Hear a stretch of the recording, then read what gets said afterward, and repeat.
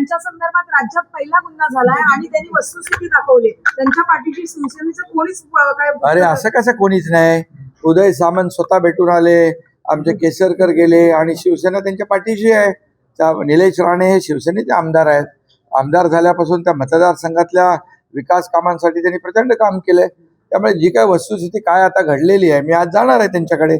मी त्यांच्याकडून जाणून घेऊन त्याच्यावर मी बोलतो. त्यामुळे वाटतंय की त्यांच्यावर अन्याय झालाय. आता हे बघा, आता त्यांच्याशी भेटल्यानंतर वस्तुस्थिती काय घटनाक्रम आहे ते सगळं मी माहिती घेतो.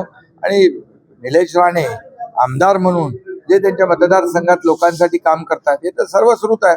आणि विकासासाठी त्यांनी एवढं प्रचंड त्या ठिकाणी काम केलंय की उपमुख्यमंत्री म्हणून मी आणि पक्ष त्यांच्या पाठीशी आहे. निलेश राणे